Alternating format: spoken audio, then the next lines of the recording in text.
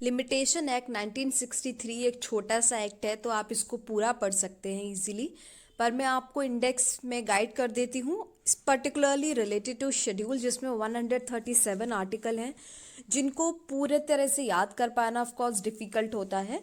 तो मैं आपको इसमें से कुछ इम्पॉर्टेंट बताने वाली हूँ, जिनको बहुत बार पूछा गया है। किसी भी एक्ट में assent date and enforcement date important होती है। आपको वैसे अपने बैरक में मिल जाएगी, पर मैंने आपके इजी रेफरेंस के लिए यहाँ पे मेंशन कर दिया है। Further, section 1 which deals with short title extent and commencement, उसमें ये वर्ड्स होते हैं जो कंसोलिडेट और अमेंड, सिंपली अमेंड, इस तरह से वर्ड्स होते हैं, उनसे प्रीलिम्स में क्वेश्चन बनता है। तो कंसोलिडेट एंड अमेंड, ये एंड बहुत इंपॉर्टेंट है, तो आपको इन वर्ड्स पे भी फोकस करना होता है। डेफिनेशन मैंने स्पेसिफिकली यहाँ पे कोई नहीं लिख रखी है, क्योंकि आपको डेफिनेशन क्लॉज जनरली सारे ही एक्ट्स के पूरा पढ़ने होते हैं, पर इसमें से कुछ क्लॉजेस हैं जो ज़्यादा इंपॉर्टेंट हैं। 2H में गुड फेथ की बात करी गई हुई है। देन 2J जिसमें period of limitation and prescribed period है, जिसको बहुत बार पूछा जा चुका है। Then 2K promissory note, 2M टॉट, 2L सूट। तो ये कुछ क्लॉजेज हैं। वैसे तो आपको सारे ही पढ़ने हैं जैसा मैंने बताया, पर ये कुछ हैं जिनसे ज़्यादा बार क्वेश्चन आ चुके हैं। देन सेक्शन 3 आपको कंप्लीट पढ़ना है, स्पेशली इसका जो सबसेक्शन 2 में फर्दर क्लॉज बी है, जो कि सेट ऑफ और काउंटर क्लेम से डील करता है, उसको और फोकस से पढ़िएगा। सेक्शन 4 बड़े छोटा सा ही एक सेक्शन है, जो कि बात करता है when prescribed period is expiring on the date when the court is closed, उस केस में आप कब सूट फाइल कर सकते हैं, दिस सेक्शन 4। तो जिस दिन कोर्ट रीओपन होती है उस दिन आप सूट फाइल कर सकते हैं। तो इसमें जो क्वेश्चन बनता है, या तो सेक्शन नंबर पूछ लेते हैं, या फिर ये पूछते हैं कि सेक्शन 4 किस किस पे एप्लीकेबल है, और ऑप्शन दे रखे होते हैं। तो ये सूट, अपील और एप्लीकेशन तीनों पे ही एप्लीकेबल होता है। सेक्शन 5 जो कि सिर्फ अपील और एप्लीकेशन पे एप्लीकेबल होता है, it is not applicable to suit or order 21 application, that is execution applications पे एप्लीकेबल नहीं होता है। तो ये ज़्यादा क्वेश्चन बनता है सेक्शन 5 पे। इसका एक्सप्लेनेशन भी आप ध्यान से पढ़िएगा। सेक्शन 5 का explanation you have to read it carefully. Then section 6 में वैसे लिमिटेशन एक्ट के मेजॉरिटी सेक्शन में आपको ये ध्यान देना है कि इनकी एप्लीकेशन कहाँ कहाँ पर है। सूट में अप्लाई करते हैं, या एप्लीकेशन में अप्लाई करते हैं, अपील में अप्लाई करते हैं। तो एक लिस्ट तैयार कर सकते हैं सारे सेक्शंस की related to the applicability. Also जो एक क्वेश्चन बनता है सेक्शन 6 एंड 7 से, that whether it is for plaintiff and defendant or only plaintiff, only defendant or both, इस तरह से क्वेश्चन बनता है। क्योंकि सेक्शन 6 की अगर आप लैंग्वेज पढ़ेंगे तो वो बोलता है where a person entitled to institute a suit, that means it is talking about plaintiff. Similarly, section 7 says when one of several persons jointly entitled to institute a suit, तो इसका मतलब प्लेंटिफ की बात हो रही है। तो ऐसे क्वेश्चन भी यहाँ से बने हुए हैं, तो आप ये भी ध्यान रखिएगा that it is applicable on plaintiff. और फर्दर आपको सेक्शन 6 और 7 को डिटेल में भी पढ़ना है। इनके जो एक्सप्लेनेशन है उन पे भी आपको ध्यान देना होगा। सेक्शन 8 की हम बात करें तो it is a special exception to section 6 and 7, and यहाँ पे जो 3 ईयर्स का जो पीरियड है इस पे आपको ध्यान रखना है, और ये कब से काउंट होता है, from the cessation of disability, that is important. Further section 9 talks about continuous running of disability, that is once a period of limitation has started, then no further disability or inability will stop it from running. तो यहाँ पे मैंने specifically disability and inability words mention कर रखे हैं, क्योंकि इस तरह से क्वेश्चन आता है whether it is legal disability, whether it's inability, whether it's disability and inability both. तो इस तरह से क्वेश्चन बनते हैं, तो इसलिए मैंने इसको इन वर्ड्स को यहाँ पे स्पेसिफिकली मेंशन किया हुआ है।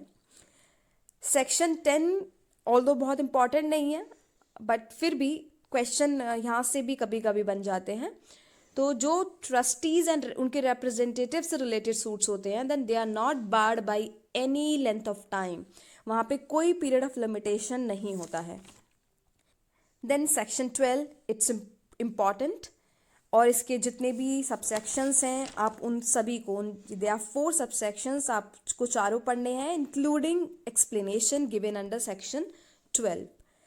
Then section 13 talks about exclusion of time where leave to sue and appeal। मैंने यहाँ दोनों को एम्फेसाइज किया हुआ है। तो ये application made for instituting a suit or application made for appeal.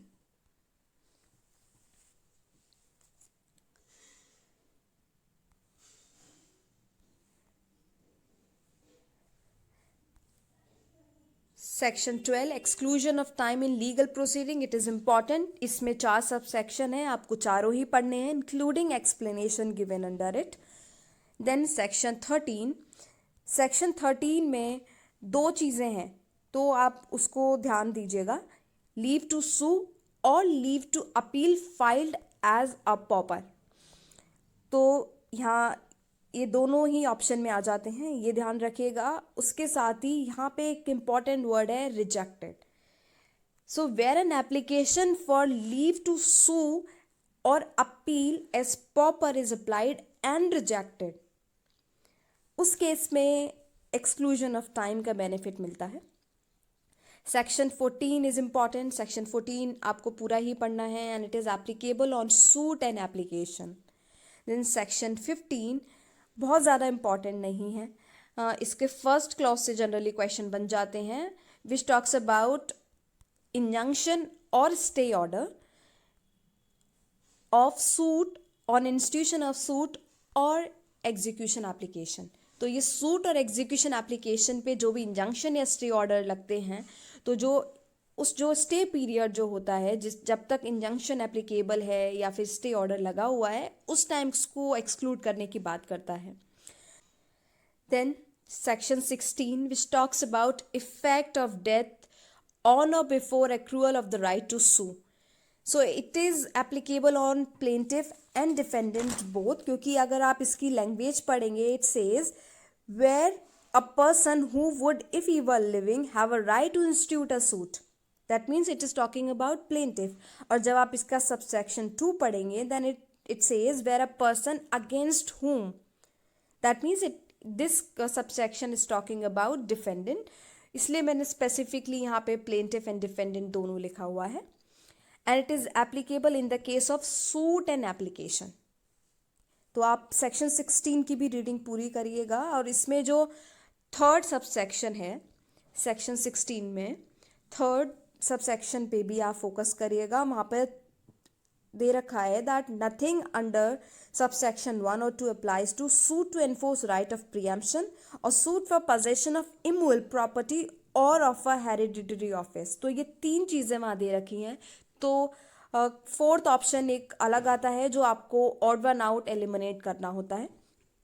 Then section 17 आपको पूरा पढ़ना है, and it is applicable on suit or application. Then section 18 is very important. यहाँ पे काफ़ी छोटे छोटे एलिमेंट हैं जिनको आपको ध्यान से देखना है, तो सेक्शन 18 आप कंप्लीट पढ़िएगा।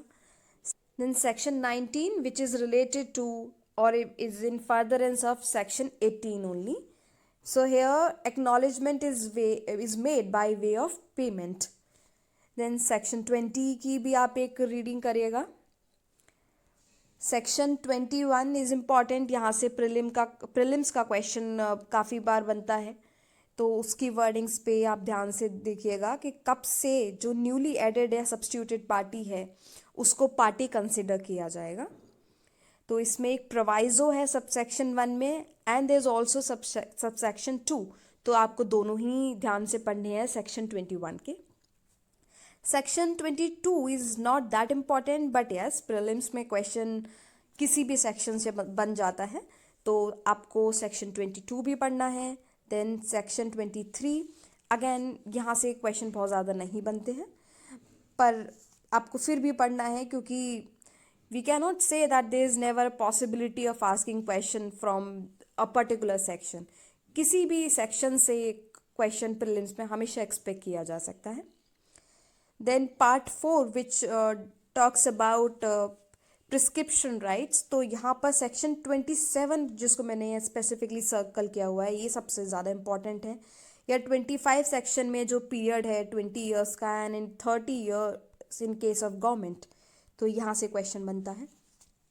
देन सेक्शन 28 से 32 तक ये ज़्यादा इम्पॉर्टेंट नहीं है, लेकिन हिमाचल में I remember in 2022 prelims question बना था इस इंडियन लिमिटेशन एक्ट 1908 से. Question was which was the act which was repealed by Indian limitation act 1963. 29 में 4 क्लॉजेज हैं, बट मैंने स्पेसिफिकली यहाँ 3 मेंशन कर रखे हैं. ये सारे ही क्लॉजेज एक्सेप्शन हैं इंडियन लिमिटेशन एक्ट के. So give a reading to this section 29 also.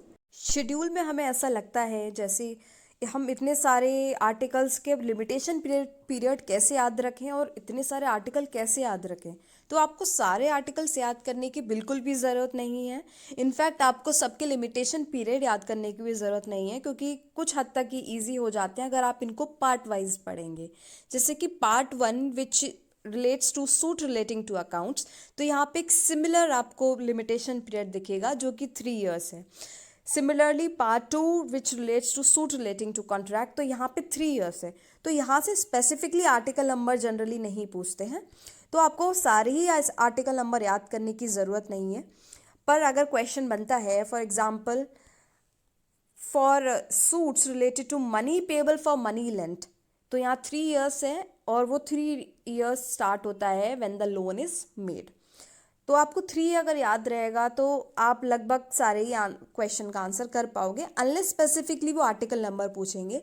तो यहाँ पर जो सबसे ज़्यादा इंपॉर्टेंट आर्टिकल्स हैं मैंने कोशिश की है, मैंने वो सारे ही मार्क किए हैं. For example this bill of exchange और प्रॉमिसरी नोट, तो ये सारे ही आर्टिकल लगभग प्रॉमिसरी नोट या बिल ऑफ एक्सचेंज से ही रिलेटेड हैं. तो यहाँ 3 ईयर है. तो अगर आपको इतना भी याद रहता है दैट समवेयर अराउंड 31 या 32 आपने बिल ऑफ एक्सचेंज और प्रॉमिसरी नोट से रिलेटेड आपने पढ़ा था, तो आप एलिमिनेट कर पाएंगे. Then here when a suit is filed by surety against principal debtor or against a co-surety, 42 43 यहाँ से क्वेश्चन स्पेसिफिकली आर्टिकल नंबर से बना है, इसलिए मैंने इसको मार्क किया हुआ है. देन 54 से सबसे ज़्यादा बार क्वेश्चन बने हैं 54, देन 73 74 जब हम आगे पढ़ेंगे उनको, तो ये इससे क्वेश्चन बनता है. यहाँ पे सिर्फ लिमिटेशन पीरियड या आर्टिकल नंबर ही इंपॉर्टेंट नहीं है, इसमें ये भी पूछ लेते हैं कि जो स्पेसिफिक परफॉर्मेंस ऑफ कॉन्ट्रैक्ट में 3 ईयर स्टार्ट होता है, तो वो लिमिटेशन की काउंटिंग कब से स्टार्ट होती है. तो ये भी इम्पॉर्टेंट है आर्टिकल 54 में, तो इसको भी ध्यान से पढ़िएगा. 55 talks about compensation for breach of any contract, उस केस में लिमिटेशन पीरियड 3 ईयर का रहता है. Part 3 suit relating to declaration, part 4 suit relating to decrees an instrument. यहाँ पर लिमिटेशन पीरियड अब आप जैसे आगे बढ़ते जाएंगे चेंज होता जाएगा, तो आपको वो ध्यान से देखना है. एक स्टेट के प्रिलिमिनरी एग्जाम में आर्टिकल 60 से क्वेश्चन बना था that what is the limitation period in case a suit is filed by a ward on attaining majority, and that was not related to article 60. They have not asked the number of article 60, but what they have asked that from when the limitation start. तो ये आपको ध्यान देना है that it starts when the ward attains majority. Then part 5 suit relating to immovable property, जिसमें कि redeem और forfeiture, इनसे बहुत बार क्वेश्चन बने हैं. 30 ईयर्स का लिमिटेशन पीरियड है, ये ध्यान से देखिएगा. Section 64 article 64 and article 65 12 years का लिमिटेशन पीरियड है. डिफरेंस दोनों में है टाइटल का. सेक्शन 64 ऐसे रिकवरी सूट की बात करता है जो कि टाइटल पे बेस्ड नहीं है, और 65 जो कि टाइटल पे बेस्ड है, और इनका लिमिटेशन पीरियड कब से स्टार्ट होता है उसमें भी डिफरेंस है, तो इसको भी ध्यान से देखिएगा 64 एंड 65 आर्टिकल का. फर्दर सेक्शन 67 मैंने मार्क किया हुआ है. Then part 6 suit relating to movable property, जिसमें लिमिटेशन पीरियड सभी जगह 3 इयर्स का है। स्पेसिफिक इसमें कोई भी आर्टिकल एज सच इम्पॉर्टेंट नहीं है, बट आप 69 एक बार देख लेना। देन दिस आर्टिकल 73, 74 एंड 75, 76 इनसे बहुत बार क्वेश्चन बने हैं और इनका आर्टिकल नंबर भी पूछा गया है, लिमिटेशन पीरियड भी पूछा गया है और कब से लिमिटेशन पीरियड की काउंटिंग स्टार्ट होती है ये भी पूछा गया है। तो ये चारों बहुत इंपॉर्टेंट हैं, आप इन चारों आर्टिकल को ध्यान से देखिएगा। देन ट्रेसपास का मैंने मार्क कर दिया है। Part 8 suits relating to trust and trust property, जहाँ पे लिमिटेशन पीरियड वेरी कर रहा है, आप देख रहे हैं 12 है, कहीं 3 है, ऑल्दो बहुत ज़्यादा इंपॉर्टेंट नहीं है ये आर्टिकल, इसलिए मैंने स्पेसिफिकली कोई मार्क नहीं किया है। बट मैं हमेशा ये सजेस्ट करती हूँ कि आप बेयरर की जब भी रीडिंग करें तो ट्राई करें, जब आप पहली बार पढ़ रहे हैं तो आप कंप्लीट बेयरर की रीडिंग दें, तो एटलीस्ट 1 से 2 रीडिंग आप कंप्लीट बेयरर की करें। बट अगर एग्ज़ाम बहुत ही क्लोज है और आपके पास इतना टाइम नहीं है तो फिर आप ऐसे कुछ प्रोविजंस को आप स्किप भी कर सकते हैं। Now part 9 suit relating to miscellaneous matters, तो इसमें प्रीएम्पशन से रिलेटेड मैंने सेक्शन 97 को मार्क किया हुआ है। Then 105 arrears of maintenance, 107, 112 suit related to government by और on behalf of central government और state government, तो वहाँ पर 30 years का limitation period है। Then part 10 suit for which there is no prescribed period, article 103 कई बार पूछा गया है। Now coming to appeals, appeals में 115, 116 दोनों ही आपको पढ़ना है। Specifically appeal to high court, यहाँ पे लिमिटेशन पीरियड पूछा जाता है। आई थिंक 2023 का जो दिल्ली का प्रीलिम्स था वहाँ पर 116 से भी क्वेश्चन बना था। That is appeal made to the high court. ARPC के केस में इट इज़ 60 days and in case of CPC it is 90 days। Then 120, 121 ये ऑर्डर 22 CPC से रिलेट करते हैं। 123 that is setting aside the ex parte decree, 30 years का limitation period prescribed है, article 123। Further 136 suit related to execution of any decree, 12 year है। इसका proviso पे आप ध्यान दीजिएगा, in case of perpetual injunction there is no limitation, तो ये आप ध्यान से। Last article 137 related to other application, in case there is no limitation prescribed anywhere else, तो वहाँ पर 3 years है। So we are done. I hope you like the content. You may give the suggestion in the comments and thank you for watching.